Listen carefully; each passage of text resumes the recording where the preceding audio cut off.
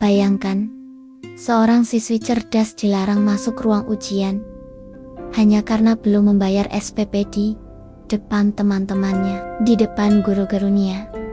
Seolah nilai dan perjuangannya tak pernah berarti apa-apa. Seolah kemiskinan lebih hina dari kebodohan.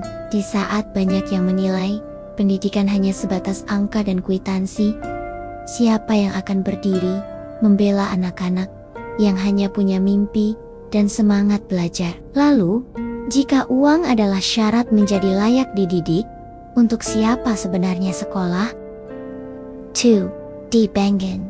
Sebelum kita lanjut ceritanya, jangan lupa untuk subscribe, like, dan tulis amin di kolom komentar, agar kita semua selalu dalam lindungan Allah Subhanahu wa Ta'ala, diberikan kesehatan, serta dijauhkan dari segala mara bahaya. Tonton video ini sampai habis, karena ada pesan menyentuh yang sayang banget kalau dilewatkan, dan akhir cerita yang sangat tak terduga. Sekarang, yuk kita lanjut ceritanya. Langit pagi itu sedikit kelabu. Awan-awan menggantung rendah, seperti beban di hati Siva.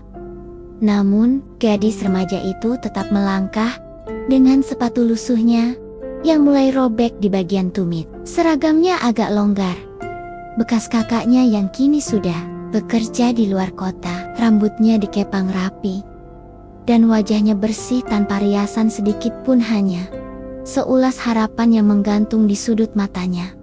Hari ini, Siva resmi menjadi siswi baru di SMA Negeri Harapan Mulia, salah satu sekolah favorit di Kecanyel. Sekolah itu terkenal dengan fasilitasnya yang lengkap, guru-gurunya yang hebat, dan tentu saja murid-murid dari keluarga terpandang. Dan di tengah itu semua, berdirilah Siva, anak dari seorang buruh bangunan bernama Pak Tarjo dan ibu rumah tangga bernama Bumina. Tak ada mobil pribadi yang mengantarnya, tak ada jas alma mater mahal yang membungkus tubuhnya, hanya tas kain pudar di punggungnya, penuh dengan buku-buku bekas dari perpustakaan kampung. Langkahnya sempat terhenti di gerbang sekolah. Matanya menatap lambang sekolah yang terukir megah di dinding batu. Beberapa siswa berjalan melewatinya sambil bercakap-cakap riang, mengenakan seragam yang jauh lebih baru dan sepatu mengkilap. Ada yang sempat melirik Siva, lalu berbisik pelan sambil tertawa. Siva menendok, tapi ia tidak berbalik. Ia menggenggam tali tasnya aratorat dan berkata dalam hati, "Aku datang bukan untuk dilihat, tapi untuk belajar." Suasana kelas XB ramai dengan suara anak-anak baru. Mereka saling memperkenalkan diri, berbagi cerita, bahkan membandingkan handphone masing-masing. Di pojok belakang, Siva duduk diam. Ia hanya memperhatikan papan tulis dan nama wali kelas yang tertera di sudutnya. Butanti Rahmawati, SPD.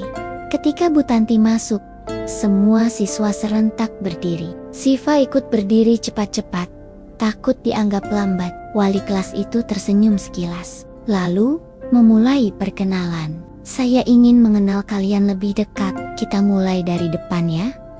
Nama, asal sekolah, dan cita-cita." Satu persatu siswa memperkenalkan diri. Kebanyakan dari mereka adalah anak pejabat, dokter, pengusaha. Mereka menyebut cita-cita seperti pengacara, arsitek, bahkan CO. Ketika giliran Siva tiba, kelas agak senyap. Gadis itu berdiri dengan tangan gemetar. "Nama saya Siva Rahmadani. Saya dari SMP Negeri 5. Cita-cita saya ingin jadi guru, Bu." Beberapa siswa tersenyum sinis. Seorang anak laki-laki di barisan tengah berbisik, "Jadi guru, gaji kecil. Cocoklah buat orang kaya dia." Tawa kecil terdengar. Siva menandok. Tapi Butanti tidak menanggapi komentar itu. Ia hanya melanjutkan daftar nama tanpa ekspresi. Hari pertama berlanjut dengan orientasi ringan dan pembagian buku. Ketika guru matematika datang, Pak Johania memberi tes singkat sebagai pengenalan. Hanya 5 soal, tapi cukup untuk mengukur kemampuan dasar. Setelah 20 menit, kertas dikumpulkan. Pak Johan mulai melihat hasilnya secara acak, lalu berhenti di selembar kertas bertulisan tangan rapi. Siapa ini? Siva Rahmadani. Siva kaget. Ia perlahan mengangkat tangan. Saya Pak. Pak Johan tersenyum lebar. Kamu menjawab semuanya benar. Bahkan cara kamu menyelesaikan soal nomor 5. Luar biasa. Beberapa anak menoleh. Beberapa lagi mencibir. Yang lainnya hanya diam. Gadis yang tadi mereka anggap tak layak tiba-tiba bersinar. Saat jam istirahat, Siva duduk sendiri di taman belakang sekolah. Ia membuka bekal dari rumah nasi dengan tempe goreng dan sambal tomat buatan ibunya. Di dekatnya, beberapa siswi berkumpul, tertawa sambil membuka kotak makan mewah berisi makanan restoran. Ada yang bawa tempe goreng juga nih. Jangan gitu, nanti dikira kita pelit. Tawa meledak. Siva pura-pura tak dengar, tapi telinganya panas. Ia tak menangis, hanya menelan makanan perlahan sambil menatap langit yang makin mendung. Di sudut lain taman, seorang guru seni berjalan melewatinya. Ia berhenti sejenak, memandang Siva yang makan dengan tenang. Tak berkata apa-apa, hanya tersenyum kecil, lalu pergi. Puluhan langkah kecil Siva hari itu adalah perjuangan. Ia pulang menyusuri jalan setapak menuju gang rumahnya. Sesampainya di rumah, ibunya menyambut dengan senyuman dan teh hangat. Gimana sekolahnya, Nak? Tanya Bu Minah lembut. Siva hanya menjawab, lumayan Bu. Aku dapat nilai bagus di matematika. Tak ada cerita tentang ejekan atau bekal yang ditertawakan. Ia simpan semua itu di hatinya. Ia tak ingin ibunya sedih. Sementara itu, Pak Tarjo pulang lebih malam. Tangan kasarnya dipenuhi kapalan. Tapi ia langsung menepuk kepala Siva begitu masuk. Ayah percaya kamu bisa, Nak, katanya. Dan malam itu, sebelum tidur, Siva menulis satu kalimat di buku harian robeknya. Tuhan, aku tidak punya apa-apa, tapi aku janji tidak akan menyerah hanya karena mereka punya segalanya. Pagi belum sepenuhnya datang ketika Pak Tarjo bangun dari tidur. Wajahnya letih, tapi ada cahaya semangat yang tak pernah padam di mata tuanya. Ia menggulung tikar, lalu berdiri perlahan. Di rumah mungil berukuran tak lebih dari 3 petak itu, keheningan hanya terganggu oleh suara sendok dan piring yang saling bersentuhan. Bu Minah sedang menyiapkan bekal untuk anak mereka yang kini jadi harapan keluarga. Siva udah bangun, Pak, ujar Bu Minah sembari menyendok nasi ke dalam kotak plastik yang mulai retak di pinggirnya. Pak Tarjo tersenyum. Anak kita memang rajin. Meski belum sarapan, dia selalu siap lebih pagi daripada ayahnya. Di balik tirai yang dijahit dari kain bekas, terdengar suara pelan dari kamar kecil itu. Siva sedang membaca buku matematika sambil mematut diri. Di depan cermin yang pinggirannya sudah mengelupas, ia merapikan kerudungnya dan menarik napas panjang. Hari ini adalah hari keempatnya di sekolah baru, tapi beban yang ditanggungnya sudah seperti bertahun-tahun. Ia tak pernah mengeluh, bahkan di hadapan kedua orang tuanya. Baginya, mereka sudah cukup berjuang untuk membuat dirinya berdiri sampai di titik ini. Sore itu, ketika Siva baru pulang dari sekolah, ia disambut dengan pelukan hangat dari ibunya. Capek, Nak?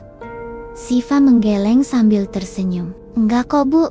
Cuma sedikit pusing tadi belajar fisika. Mereka duduk di lantai, menikmati teh hangat dan pisang rebus. Pak Tarjo belum pulang, dan seperti biasa jam 6 sahur, suara langkahnya terdengar mendekati rumah. Bunyi sendal jepitnya yang khas membuat Siva segera bangkit dan membuka pintu. Ayah, seru Siva dengan senyum lebar.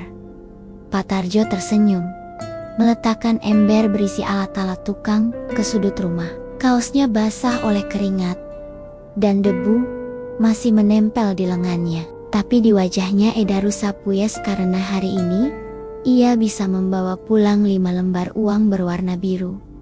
Alhamdulillah, hari ini kerjaan lancar. Dapat tambahan rezeki sedikit. Ia mengeluarkan uang tersebut dan menyerahkannya pada Bumina. Tapi wajah istrinya berubah. Ada keraguan yang tampak dari gerak jarinya saat menerima lembaran itu. "Pak," ucap Bumina perlahan. "Tadi ada surat dari sekolah. Katanya SPP bulan lalu belum dibayar. Kalau sampai akhir minggu ini belum lunas, Siva nggak bisa ikut ulangan tengah semester." Pak Tarjo terdiam. Bukan karena marah. Bukan pula karena tak tahu harus berbuat apa. Tapi karena ia tahu uang 5 lembar itu bahkan tak cukup untuk membayar setengah dari jumlah yang harus dibayarkan. Siva mendengarnya dari balik dinding. Tak ada suara, tak ada tangisan, hanya diam. Namun dalam hatinya, ribuan jeritan menggema jeritan yang tak sanggup ia ucapkan dengan kata-kata. Ia tak ingin membebani ayahnya, tapi ia juga tak ingin dikeluarkan dari ujian. Ia telah belajar mati-matian.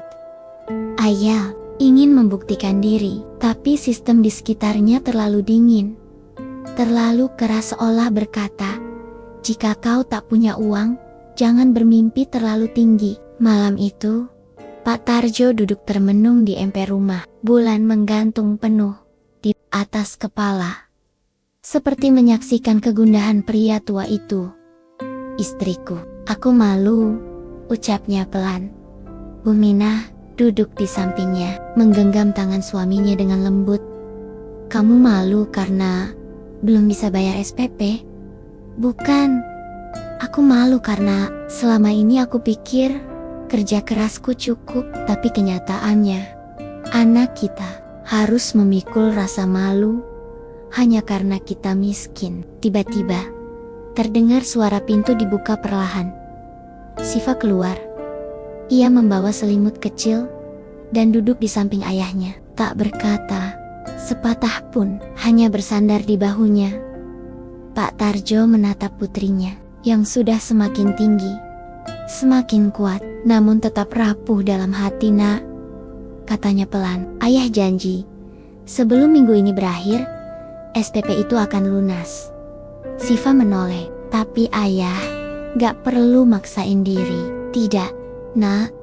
Karena ini bukan soal uang. Ini soal harga diri anakku yang tidak seharusnya dipermalukan hanya karena kita belum bayar selembar kertas." Keesokan harinya, Siva tetap berangkat ke sekolah. Kepalanya tegak, meski ada bisik-bisik dari Tuan Men yang mengatakan, "Itu tuh, anak yang katanya nunggak SPP, ngapain sekolah di sini sih? Kalau nggak mampu, lagian pintar juga percuma ya. Kalau akhirnya nggak bisa ikut ujian." Siva tak membalas patah kata, tapi ada yang mulai retak di dalam dirinya. Keyakinannya, semangatnya, kepercayaannya pada lingkungan yang katanya tempat tumbuh anak bangsa. Di rumah, Pak Tarjo mulai mencari pekerjaan tambahan. Ia mendatangi proyek-proyek bangunan, menawarkan tenaganya untuk lembur. Ia bahkan sempat mencoba mengangkut material berat demi tambahan upah. Tak sedikit mandor yang menolaknya karena tubuhnya sudah tidak muda lagi. Tapi Pak Tarjo tak mundur. Ia tahu bukan hanya SPP yang sedang ia bayar, tapi juga marwah keluarganya, harga diri anaknya, dan kepercayaan anaknya pada masa depan.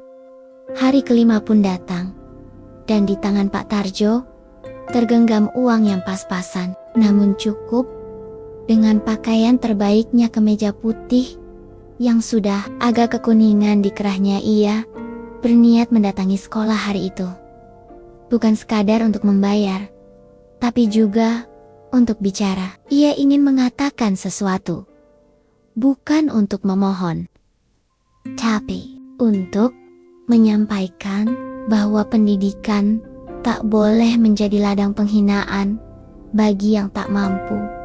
Dan kalimat itu belum terucap, tapi telah bersemayam dalam hatinya menanti waktu yang tepat untuk keluar dan mengguncang mereka yang selama ini merasa tinggi karena uang, tapi lupa bahwa martabat manusia bukan diukur dari saldo rekening. Pagi itu langit cerah, tapi dada Siva terasa sesak. Ia berdiri cukup lama di depan gerbang sekolah, mencoba mengatur napas. Di tangannya ada buku catatan lusuh yang semalam ia isi penuh dengan rumus-rumus dan rangkuman pelajaran. Besok ulangan tengah semester dimulai. Ia sudah belajar keras, tapi pagi ini bukan soal ujian yang membebani pikirannya, melainkan surat peringatan yang baru diterima kemarin. Surat itu diselipkan oleh Bu Tanti, Woli Kilasmia, ke dalam buku penghubung. Siva membacanya. Daim Dayum Di Komar, mohon segera melunasi tunggakan pembayaran SPP. Jika tidak, siswa yang bersangkutan tidak diperkenankan mengikuti ujian. Kata-kata itu tertulis kaku, dingin, seperti tak memandang siapapun. Sebagai manusia hanya sebagai angka dalam laporan keuangan sekolah, Siva menarik napas dalam dan melangkah masuk. Di koridor sekolah, beberapa siswa dari kelas lain saling bercanda, tertawa keras. Tapi ketika Siva lewat, ada yang menatapnya dengan sinis. Itu dia anak yang belum bayar SPP ya? Bisik seorang siswi sambil menutup mulut, pura-pura sopan. Temannya menjawab dengan nada mengejek. Iya, katanya. Orang tuanya tukang bangunan, tapi sok banget masuk sekolah unggulan. Siva tak bereaksi, tapi langkahnya terasa berat. Dadanya berdegup tak karuan. Ia tahu berita itu menyebar cepat. Di sekolah ini, berita tentang siapa yang pacaran, siapa yang nilai jelek, siapa yang pakai baju KW semua menyebar lebih cepat dari angin. Dan hari ini, Siva menjadi bahan obrolan. Ketika jam pertama dimulai, Pak Johan guru matematika masuk kelas dengan wajah serius. Ia mulai membahas kisi-kisi ujian. Di papan tulis, angka dan rumus dituliskan. Semua murid tampak fokus, menyalin catatan, tapi di kursi belakang, Siva hanya menatap kosong. Ia bisa mengerti pelajaran itu. Ia bahkan paham rumus yang baru dijelaskan. Tapi otaknya kini tidak sanggup menampung apapun selain pertanyaan. Kalau besok, aku nggak boleh ikut ujian, buat apa aku belajar? Usai pelajaran, Bu Tanti memanggilnya ke ruang guru. Saifa menandok, melangkah pelan ke ruangan itu. Di dalamnya sudah duduk staf tata usaha yang dikenal galak Bu Endang. Wanita itu membuka laci dan mengeluarkan map berisi daftar siswa dengan tunggakan. Siva, kamu tahu kenapa kamu dipanggil ke sini kan? Suara Bu Endang datar. Siva mengangguk pelan. Kalau sampai besok belum ada pembayaran, kamu tidak bisa ikut ujian. Aturan tetap aturan, ya. Ini sekolah, bukan yayasan sosial. Bu Tanti yang duduk di sisi kanan sempat menatap Siva dengan wajah sedikit bersalah, tapi tak berkata apa-apa. Ia hanya menunduk, seolah memilih diam daripada membela Siva mengganggek lagi.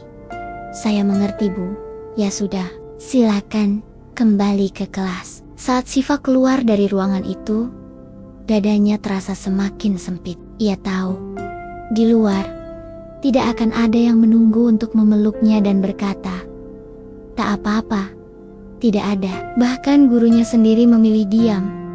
Istirahat siang datang. Siva kembali makan di bangku taman belakang. Ia membuka bekal berisi mie goreng buatan ibunya. Tapi sebelum ia menyendok, seorang siswi dari kelas sebelah Nina datang bersama dua temannya. Siva, kamu bener belum bayar SPP? Tanya Nina langsung, tanpa basa-basi. Siva diam. Kalau gitu, mending kamu gak usah ikut ujian deh. Percuma juga. Ujung-ujungnya kamu diskors, sambung temannya sambil tertawa. Halah, pintar doang. Tapi kalau gak punya duit, ya mending minggir, biar yang mampu aja yang maju. Tertawa, lalu pergi. Siva menunduk, tangannya masih memegang sendok. Tapi mie di hadapannya terasa hambar. Ia tidak menangis, tapi matanya merah. Ia tidak lapar lagi.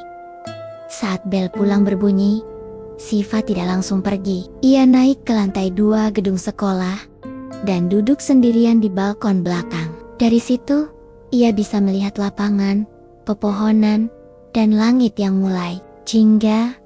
Sambil memeluk lututnya, ia membisikkan doa dalam hati.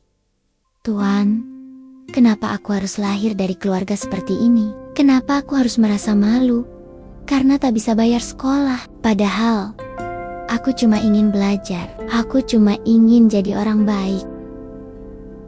Tuhan, di sela angin sore yang pelan, Siva mengeluarkan buku kecil dari tasnya. Buku harian. Di halaman pertama, ia menulis, "Hari ini, aku tidak dianggap sebagai murid, tapi sebagai beban." Sementara itu, di rumah, Pak Tarjo sedang menulis catatan kecil. Ia sudah berhasil mengumpulkan uang tambahan dari kerja lembur semalam. Tangannya gemetar karena tubuhnya lelah, tapi hatinya bergetar karena ada satu niat kuat. Besok pagi, ia akan datang ke sekolah. Ia tidak akan menitip uang lewat Siva, tidak juga lewat surat. Ia sendiri yang akan berdiri, ia sendiri yang akan bicara. Karena ia tahu, anaknya tak seharusnya merasa lebih rendah hanya karena orang tuanya miskin. Hari itu, langit tampak cerah, tapi hati Siva tetap kelabu.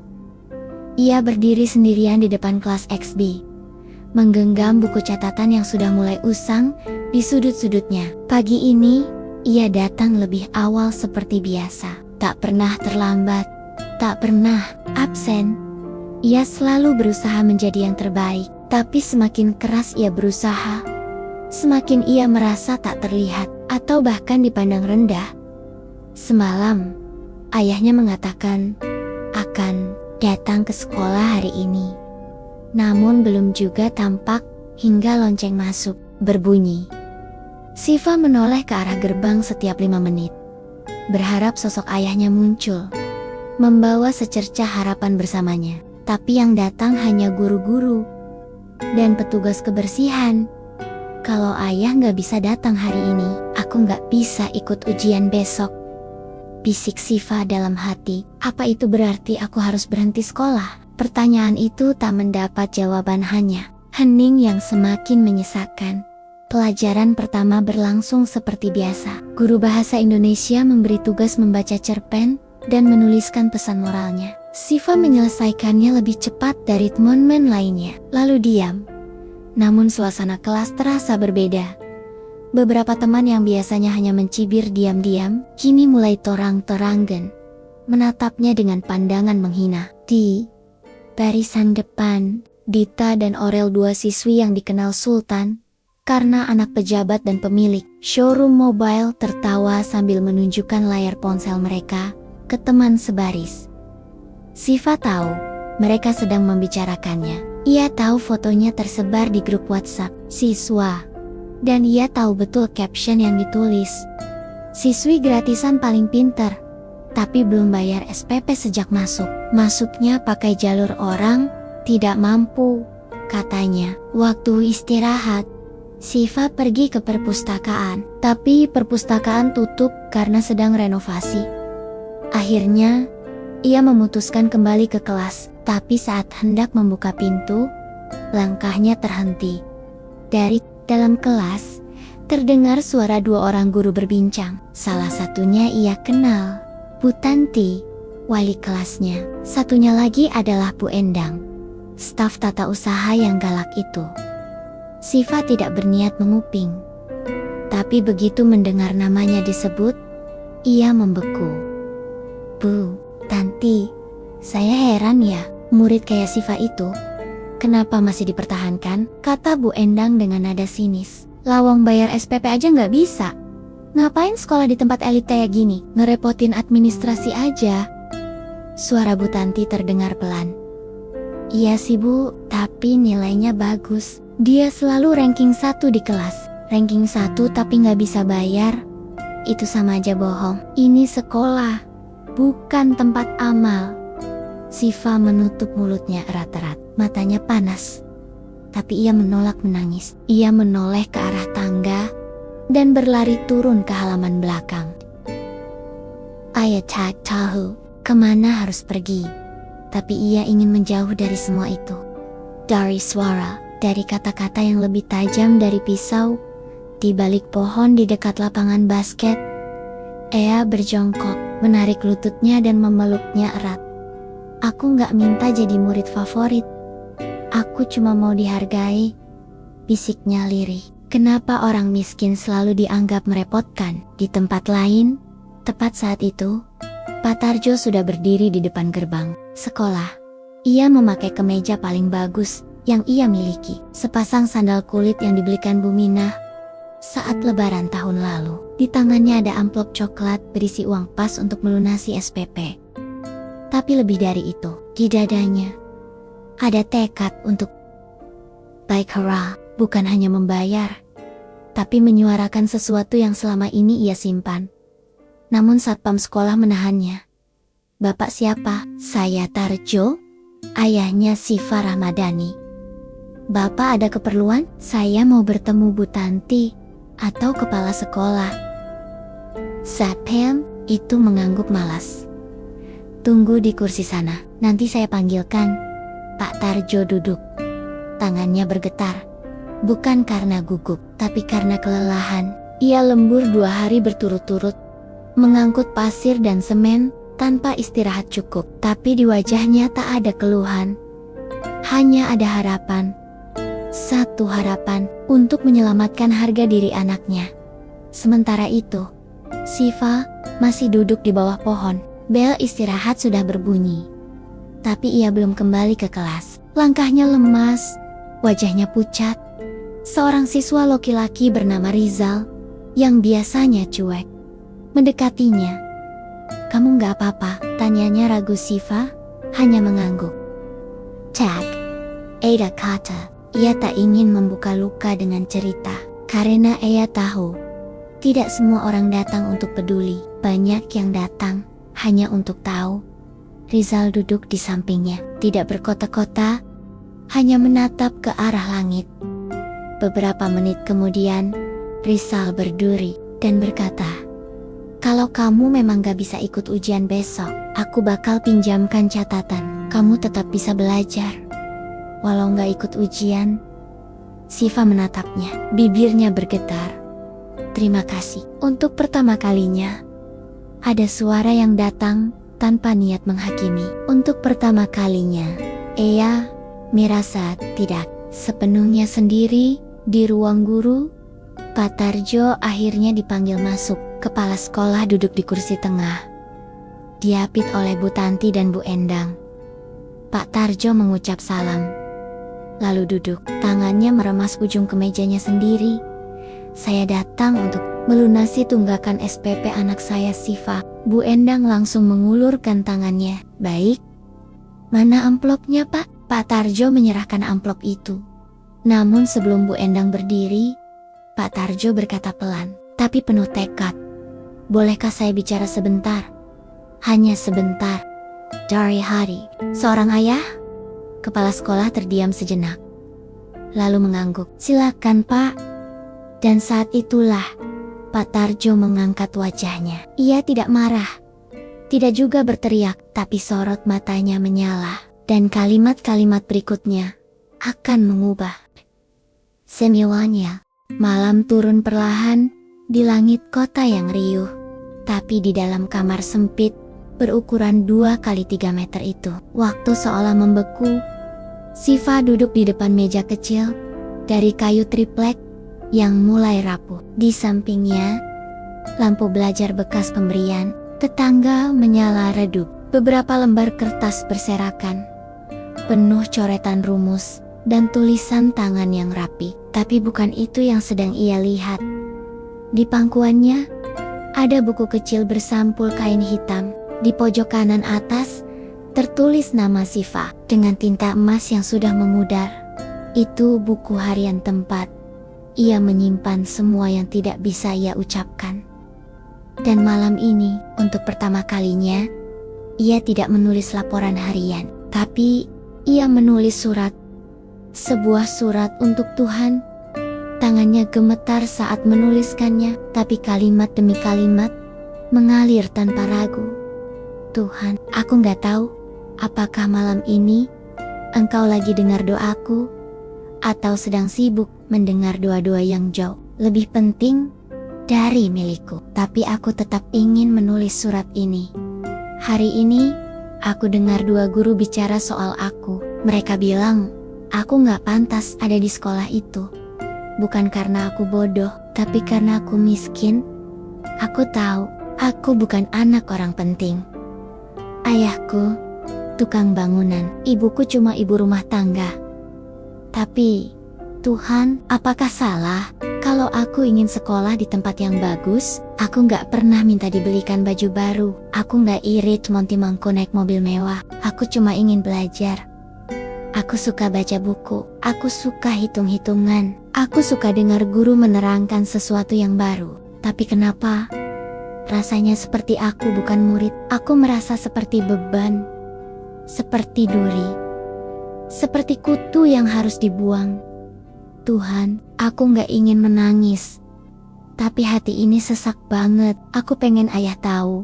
Aku dengar pembicaraan mereka. Tapi aku pura-pura gak tahu. Aku gak mau ayah merasa gagal sebagai ayah. Karena sesungguhnya ayah adalah pahlawan paling besar dalam hidupku. Ayah kerja SING malam, hujan panas, hanya untuk bayar sekolahku. Dan kalau sekolah itu nggak bisa lihat betapa besarnya perjuangan ayah, maka merekalah yang buta. Siva menutup buku itu pelan. Ia mengusap matanya dengan ujung selimut, lalu menatap lenggit-lenggit kamar yang berlapis seng. Ia tak tahu apakah Tuhan akan membaca surat itu. Tapi ia tahu kalimat-kalimat itu membuat hatinya sedikit lebih lega. Keesokan paginya, Siva bangun lebih awal dari biasanya. Ia tak langsung mandi atau berpakaian. Ia duduk lagi di meja kecilnya, membuka halaman terakhir buku harian, dan menggambar sesuatu, sosok seorang pria kurus, dengan topi proyek Memical Cement, dan tersenyum lelah. Di atasnya, ia tulis, "Ayah, orang miskin di mata manusia, tapi raja di hatiku." Kemudian ia tersenyum kecil senyuman, yang sudah lama tidak muncul sejak ejekan-ejekan itu mulai datang.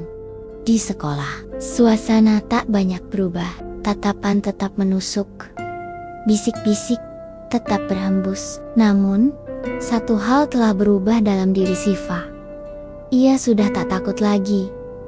Ketika jam pertama dimulai, ia duduk tegak. Saat guru membagikan latihan soal, Siva mengerjakan dengan cepat. Ketika ditanya di depan kelas, ia menjawab dengan suara jelas. Dan bahkan ketika beberapa siswa masih menyindirnya saat istirahat, ia tidak menoleh sedikit pun, karena ia tahu harga dirinya tidak bisa lagi ditentukan oleh komentar orang yang tak tahu perjuangan keluarganya. Di rumah, sore itu, Pak Tarjo pulang dengan wajah pucat. Keringat dingin masih mengalir di pelipisnya. Ia baru saja bicara dengan kepala sekolah. Bukan hanya menyerahkan uang SPP, tapi ia juga mengatakan sesuatu. Kalimat yang selama ini ia tahan. Sesuatu yang belum Siva ketahui, tapi Bu Minah tahu. Dan malam itu, setelah makan malam selesai, dan Siva sedang mencuci piring di luar, Bu Minah berkata pelan pada suaminya, "Apa Bapak yakin mereka bisa terima ucapan Bapak tadi?" Pak Tarjo menatap istrinya. Matanya tak bergetar sedikit pun. Kalau mereka guru, kalau mereka benar-benar pendidik, mereka akan tahu bahwa kata-kata itu bukan penghinaan, tapi cermin. Keesokan harinya, Bu Tanti datang ke kelas dengan wajah yang berbeda. Matanya sembab, ia memandangi Siva lama, bahkan sebelum mulai pelajaran. Dan sebelum meninggalkan kelas, ia berkata, "Anak-anak, jangan pernah menilai temanmu hanya dari sepatunya atau seragamnya. Kalian gak pernah tahu perjuangan macam apa yang mereka bawa setiap pagi ke sekolah ini." Siva terdiam. Ia tahu sesuatu telah berubah. Dan itu bukan karena uang, bukan karena laporan nilai, tapi karena hati seseorang akhirnya dibuka. Sore itu, saat Siva membuka buku harian, ia menulis satu baris kalimat. Aku belum menang, tapi setidaknya aku tidak kalah. Subscribe dulu yuk, sebelum lanjut ceritanya. Karena setelah ini, kita akan masuk bab yang mulai menegangkan dan memasuki akhir cerita yang sangat tidak terduga. Siapkan kopi, cemilanmu, dan atur posisimu senyaman mungkin. Sekarang, yuk kita lanjutkan lagi ceritanya. Hari itu datang seperti biasa.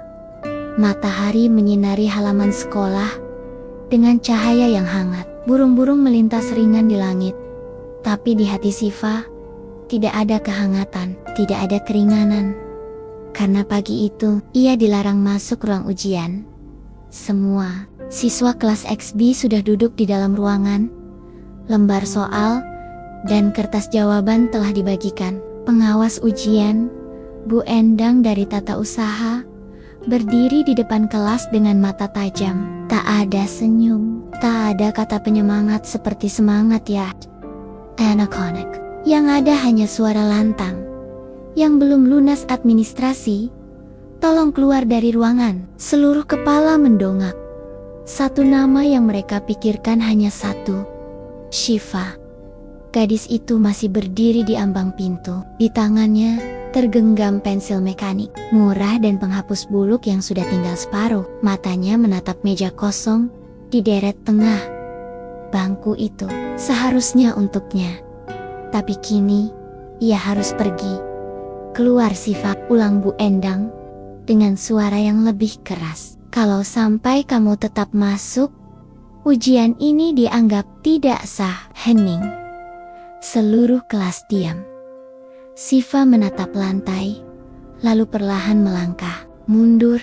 Setiap langkah terasa seperti menanggalkan harga diri yang selama ini ia pertahankan dengan segenap napas. Ketika ia sampai di ujung koridor, tangannya bergetar. Ia bersandar ke dinding, menutup wajahnya, dan akhirnya air mata itu jatuh juga. Bukan karena malu, bukan karena takut, tapi karena dunia ini seperti menamparnya terlalu keras. Hanya karena ia miskin di ruang guru, Bu Tanti menyaksikan semuanya dari balik jendela kaca. Tangannya mengepal, bibirnya bergetar. Ia ingin membela, tapi lidahnya keluh. Ia sendiri terikat peraturan. Namun jauh di dalam hati, ia tahu yang terjadi pagi itu adalah kezaliman. Di luar pagar sekolah, seorang pria dengan topi lusuh dan kemeja yang mulai pudar berdiri. Pak Tarjo. Di tangannya ada map biru. Di dalamnya bukan lagi lembaran tagihan tapi lembaran lunas. Ia datang pagi-pagi sekali, berjalan kaki dari rumah karena sepeda tuanya bocor. Ia berharap bisa menyerahkan pembayaran itu sebelum ujian dimulai. Tapi tidak ada yang memberitahunya bahwa anaknya sudah ditolak di depan kelas, di depan teman-temannya, di depan semua. Ketika ia tiba di ruang tata usaha, Bu Endang masih berdiri di sana. Ia tampak sibuk mencatat daftar kehadiran ujian. Permisi Bu, saya ayahnya Siva. Saya datang untuk bayar tunggakan SPP. Bu Endang menoleh dengan ekspresi datar. Sudah terlambat Pak, anak Bapak nggak bisa ikut ujian. Pak, Tarjo mengangkat alis. Tapi ini masih jam pertama.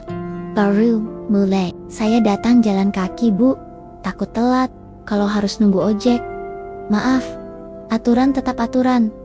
Pak Tarjo mematung. Ia menatap map biru itu, lalu menatap wajah dingin Bu Endang. Lalu ia berkata pelan, sangat pelan, tapi cukup jelas terdengar. Jadi, perjuangan saya 2 malam lembur tanpa tidur hanya untuk tetap menyaksikan anak saya dipermalukan. Bu Endang menghela napas panjang. Saya hanya menjalankan prosedur yang menginjak manusia. Suara Pak Tarjo naik sedikit, dan kepala sekolah yang kebetulan melintas langsung menghampiri. Ada apa ini? Pak Tarjo menoleh, dan tanpa ragu, ia berkata, kalau boleh, Pak Kepala Sekolah, izinkan saya bicara di depan semua guru dan staf. Kepala sekolah tampak bingung. Tapi ada sesuatu dalam mata Pak Tarjo yang membuatnya berpikir ulang.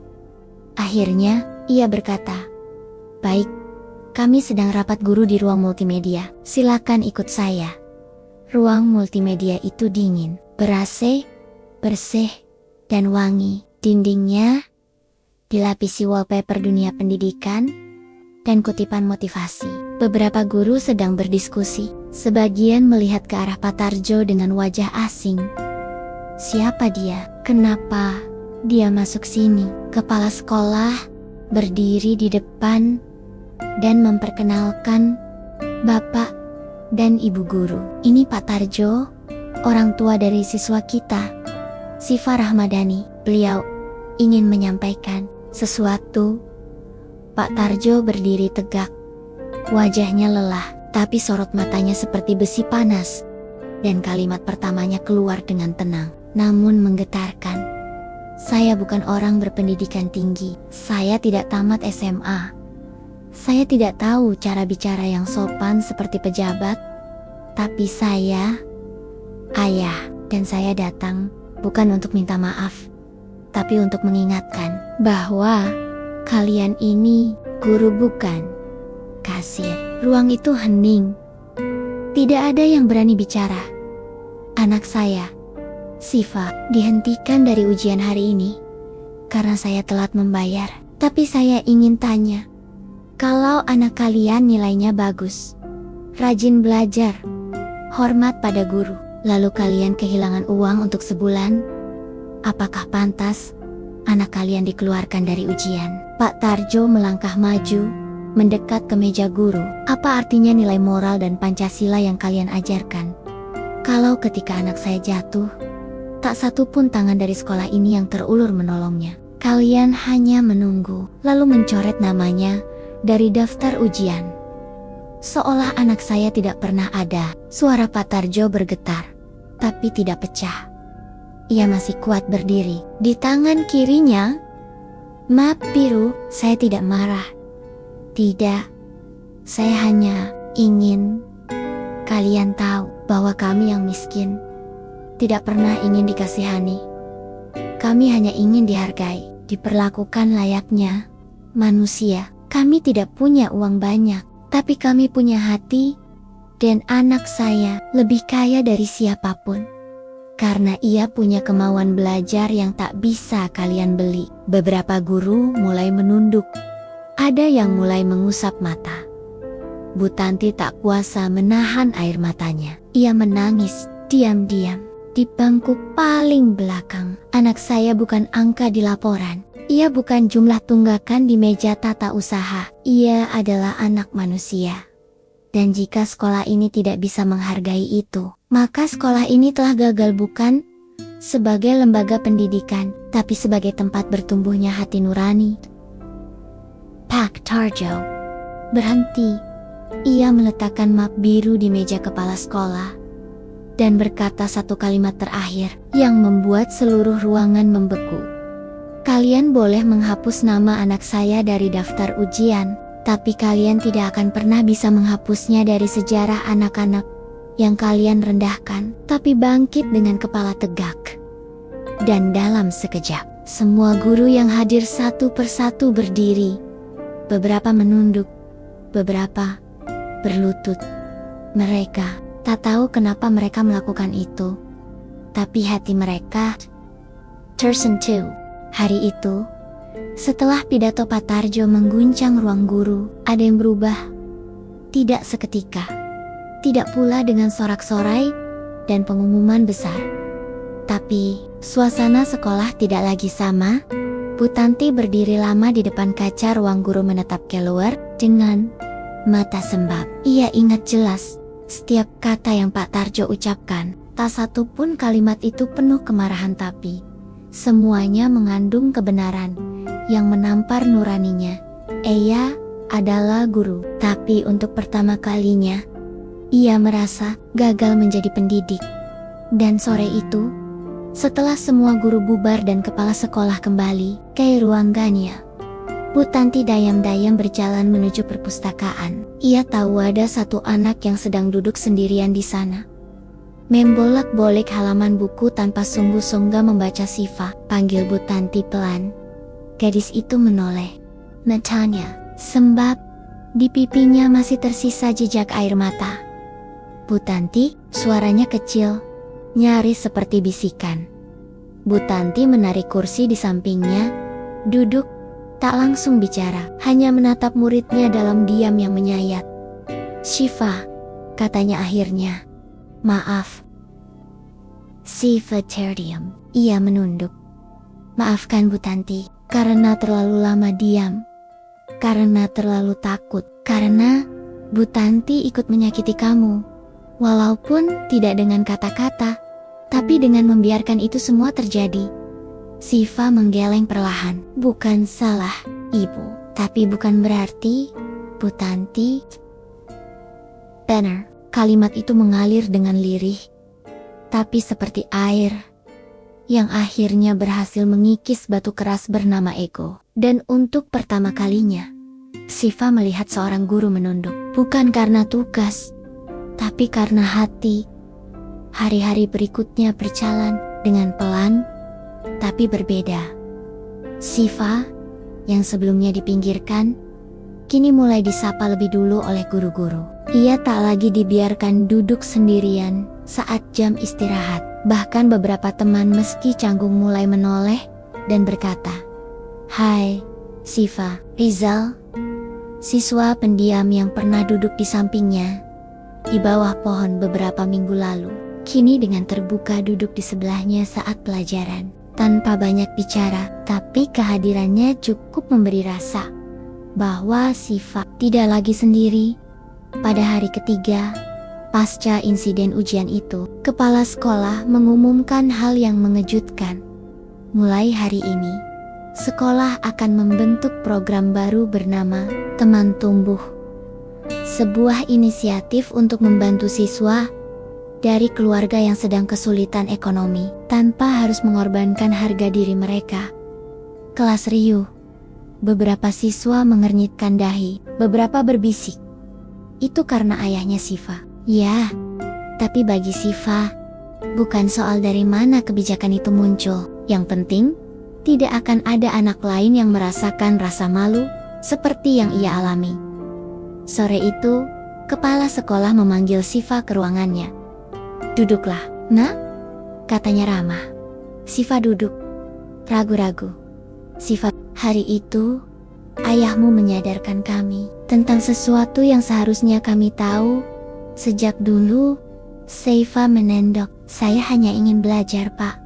Saya tahu, dan mulai hari ini, kamu tidak akan pernah ditahan lagi dari hakmu untuk belajar. Sekolah ini bukan hanya milik orang yang mampu membayar, tapi milik semua yang punya semangat tumbuh." Lalu kepala sekolah menyerahkan satu lembar kertas padanya. Sebuah sertifikat penghargaan diberikan kepada Siva Rahmadani atas keteladanan, keteguhan hati, dan semangat belajar tanpa henti meski dihadang keterbatasan. Siva menatap sertifikat itu. Tangannya bergetar, matanya memanas. Bukan karena ingin bangga, tapi karena akhirnya ia dianggap Bu Endang dari tata usaha yang dulu paling keras menolak Siva, kini datang langsung ke kelas dan menyerahkan map biru. "Ini catatan keuanganmu. Sudah dinyatakan lunas, dan mulai sekarang, semua siswa akan dipanggil secara pribadi. Tidak lagi diumumkan di depan kelas atau dicoret dari ujian." Suasana kelas sunyi. Bu Endang menatap Siva, lalu berkata, "Maaf ya Nak." Satu kalimat yang selama ini mustahil terdengar akhirnya meluncur, dan di mata Bu Endang sendiri tampak kilau air yang ditahan. Siva mengangguk. Tak ada dendam, tak ada amarah, karena hatinya sudah terlalu penuh oleh luka. Ia tak ingin menambahkan kebencian ke dalamnya. Pada hari Jumat, sekolah mengadakan pertemuan wali murid. Aula besar dipenuhi oleh orang tua siswa. Di antara mereka, berdirilah seorang pria sederhana dengan topi hitam dan kemeja terbaiknya, Pak Tarjo. Ia tak pernah membayangkan akan diminta memberi sambutan. Tapi sore itu, ketika namanya disebut dan ia diminta berdiri ke depan, Pak Tarjo berjalan perlahan, dengan tenang, dan kali ini bukan untuk menuntut, bukan untuk memohon, tapi untuk menguatkan. Bapak Ibu, saya hanya tukang bangunan, tapi saya percaya satu hal, bahwa harga diri anak-anak kita jauh lebih berharga daripada angka di buku administrasi. Saya berdiri di sini bukan untuk menceramahi siapapun, tapi untuk mengingatkan bahwa masa depan bangsa ini ada di pundak anak-anak kita, dan mereka butuh tempat yang tidak hanya mengajarkan rumus dan teori, tapi tempat yang mendidik hati. Karena jika anak-anak kita tumbuh di tempat yang menghargai manusia, maka mereka akan menjadi manusia yang menghargai sesama. Suara gemuruh tepuk tangan memenuhi aula. Beberapa orang tua berdiri. Kepala sekolah mengusap matanya. Guru-guru menangis. Siswa yang hadir menatap kagum. Siva dari bangku belakang tersenyum pelan. Air matanya mengalir lagi. Tapi kali ini bukan karena sedih, tapi karena ayahnya menang, dan karena ia tahu sekarang bukan hanya dirinya yang belajar, tapi juga para guru, juga sekolah, juga dunia di sekitarnya. Siyok pagi, sekolah dipenuhi kesibukan yang berbeda dari biasanya. Spanduk putih tergantung di depan gerbang dengan tulisan, "Selamat datang Kepala Dinas Pendidikan Kabupaten di SMA Negeri 1 Mandala." Para guru mondar-mondir mengenakan batik terbaik. Beberapa siswa dipilih jadi penyambut tamu. Di antara mereka, tak ada yang menyangka bahwa hari itu nama Siva akan disebut di depan forum penting. Dan bukan sekadar disebut, dia akan berdiri di atas panggung. 2 hari sebelumnya, kepala sekolah memanggil Siva ke ruangannya. "Siva," katanya pelan, "besok ada acara kunjungan dari Dinas Pendidikan. Kami butuh 1 siswa untuk mewakili sekolah, dan kami ingin kamu yang tampil." Siva sempat berpikir ia salah dengar. Ia menunjuk dirinya sendiri. "Saya, Pak?" "Iya." "Kamu?" "Kenapa saya?" Kepala sekolah menatapnya dalam.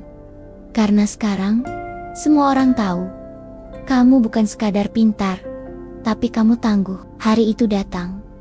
Siva mengenakan seragam terbaik yang dimilikinya, yang dijahit ulang oleh Bu Minah semalam agar jahitannya lebih rapi. Rambutnya diikat sederhana. Sepatunya yang mulai aus sudah dibersihkan sebaik mungkin. Ia berdiri di belakang panggung kecil aula sekolah, menunggu namanya dipanggil. Di depannya, puluhan tamu undangan duduk rapi. Ada guru-guru dari berbagai sekolah, orang tua siswa, wartawan, lokal, bahkan camat dan kepala dinas. Aula itu penuh, tapi di antara ratusan pasang mata itu, 1 pasang mata yang paling berarti menatap dari sudut pintu Pak Tarjo. Tak lama, mik sekolah mengangkat mikrofon.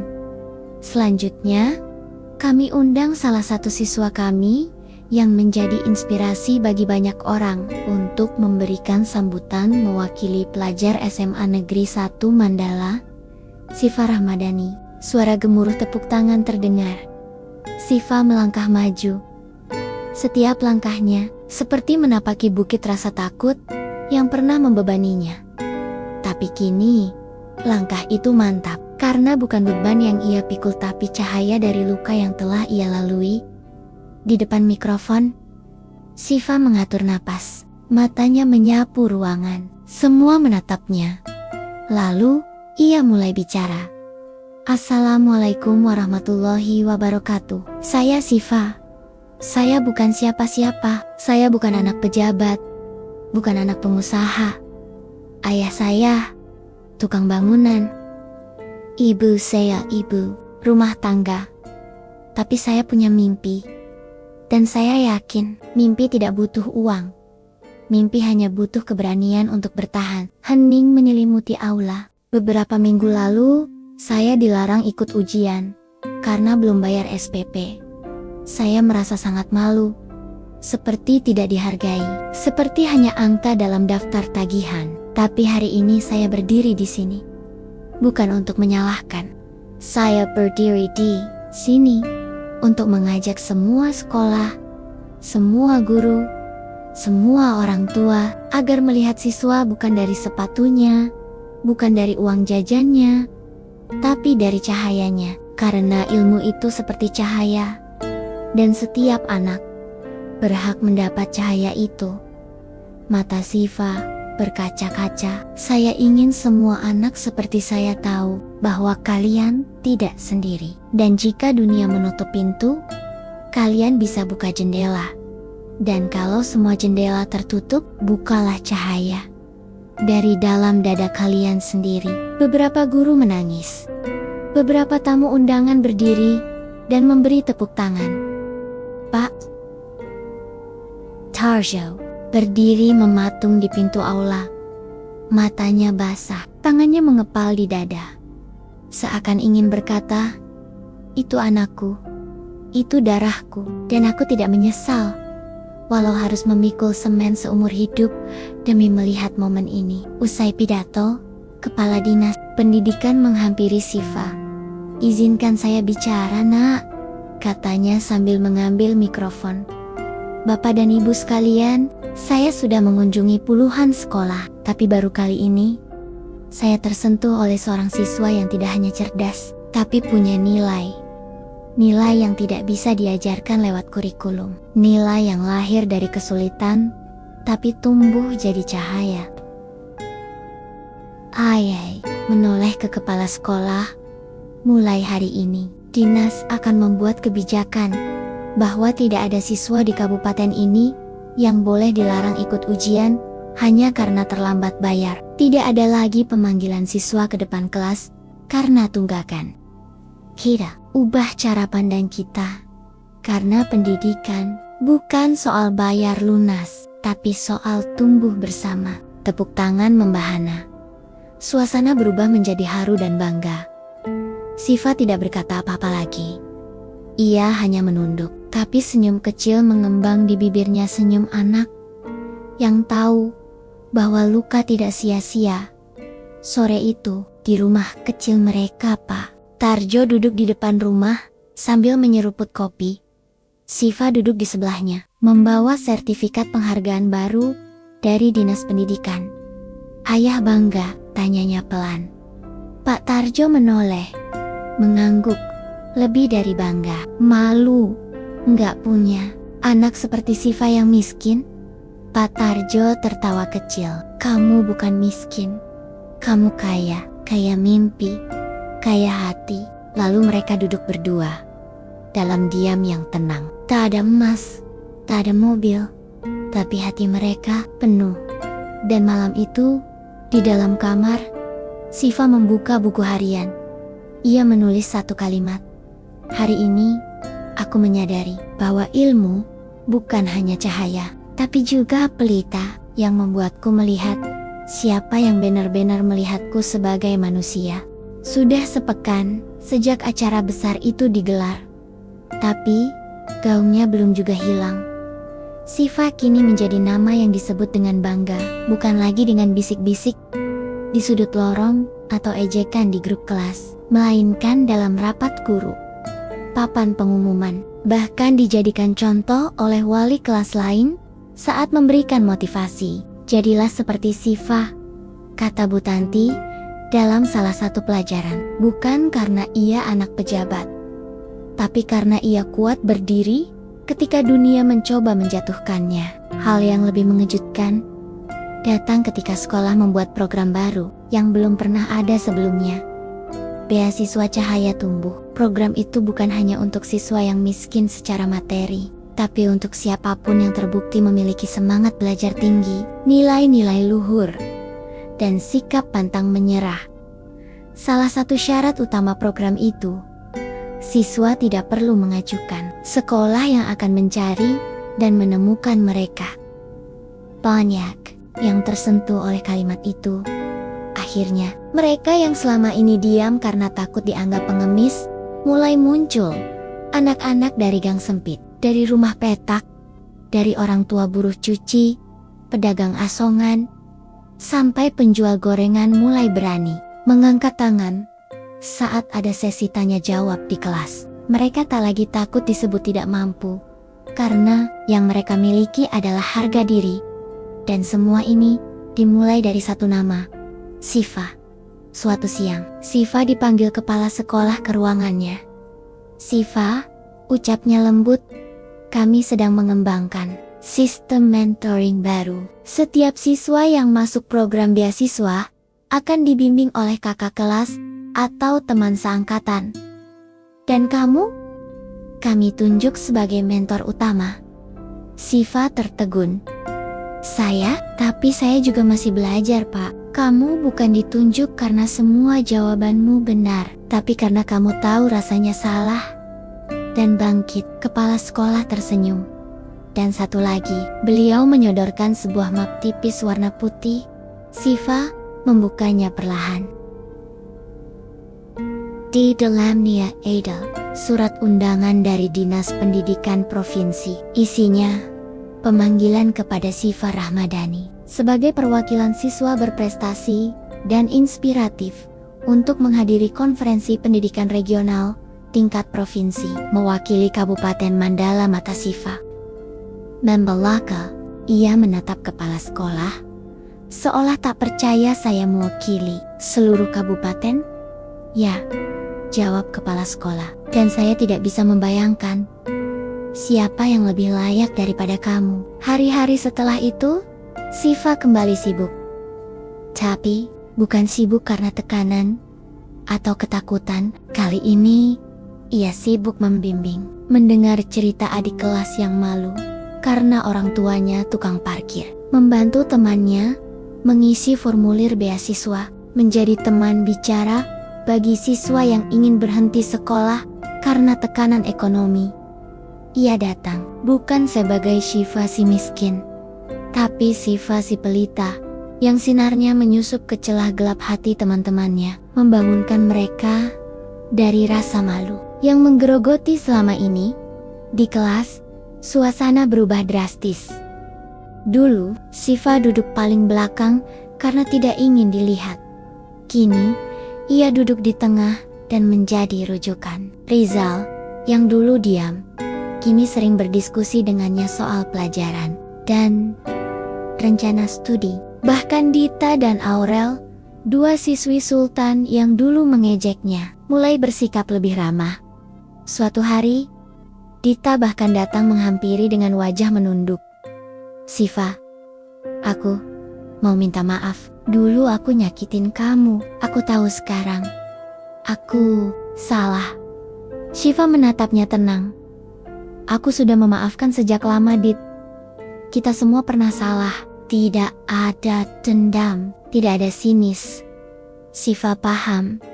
Saat seseorang mulai berani minta maaf, itulah pertanda bahwa hatinya sedang tumbuh.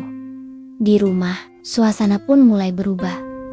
Bu Minah kini sering membuatkan teh manis untuk suaminya sambil bercerita soal anak mereka yang namanya disebat-sebat di grup WhatsApp wali murid. Pak Tarjo, meski tetap bekerja sebagai tukang bangunan, kini sering menerima salam dari orang tua siswa yang tak ia kenal sebelumnya. "Pak Tarjo ya? Ayahnya Siva?" "Iya, Bu. Luar biasa anak Bapak. Kami bangga sebagai warga Mandala." Ayah hanya tertawa kecil, mengusap keningnya yang masih basah oleh peluh. "Biasa aja, Bu. Anak saya cuma anak tukang, tapi kami ajari dia jangan pernah jadi penjual harga diri." Malam itu, di kamarnya, Siva membuka buku harian. Sudah lama ia tidak menulis surat untuk Tuhan. Kali ini, ia tidak menulis keluhan, tidak pula air mata. Ia menulis ucapan terima kasih. "Tuhan, terima kasih sudah tidak langsung mengabulkan doa-doaku dulu. Karena lewat penolakan dan hinaan, aku belajar berdiri. Lewat kesepian, aku belajar bicara. Dan lewat luka, aku menemukan suara. Sekarang, bukan aku yang butuh dunia melihatku, tapi dunia yang mulai melihat cahayanya sendiri lewat cermin bernama aku." Ia menutup buku itu kali ini dengan senyum. Senyum, seseorang yang tahu bahwa meski tidak punya banyak, ia telah memberi banyak. Gedung megah itu berdiri kokoh di pusat kota berkilau, berpendingin udara, dengan kaca besar yang mencerminkan langit biru dan awan yang melayang pelan. Hari itu, konferensi pendidikan regional digelar di aula utama gedung provinsi. Ratusan orang hadir, para kepala dinas, guru besar, kepala sekolah dari berbagai kabupaten, dan perwakilan siswa terbaik dari seluruh penjuru daerah. Di antara mereka, Siva berdiri dengan tenang. Ia mengenakan batik sederhana warna biru tua hasil jahitan Bumina yang membuatnya semalaman. Di tangannya ada naskah sambutan yang sudah ia hafal luar kepala, tapi jantungnya tetap berdegup kencang. Karena hari ini, ia tidak hanya akan menyampaikan cerita hidupnya, tapi ayahnya juga akan bicara. Seminggu sebelum konferensi, panitia menghubungi kepala sekolah SMA Negeri 1 Mandala dan berkata, "Kami ingin sesi khusus, bukan pidato formal. Kami ingin satu orang tua siswa berbicara dari sisi mereka. Dan kami ingin..." Ayahnya Siva, kepala sekolah, sempat terdiam. "Pak Tarjo?" ulangnya, hampir tak percaya. "Ya, dia ayah dari Cahaya. Kami ingin mendengar dari sumber kekuatan Siva." Pagi itu, Pak Tarjo tiba di gedung konferensi dengan sepatu bekas yang telah ia semir sebaik mungkin. Kemeja putih, topi tukangnya, ia tinggalkan di rumah. Tangannya menggenggam kertas kecil, hanya beberapa baris kalimat yang ditulis Bumina atas permintaannya. Karena meski lisannya kuat, ia tahu tempat ini berbeda. Namun satu hal tidak berubah, hatinya.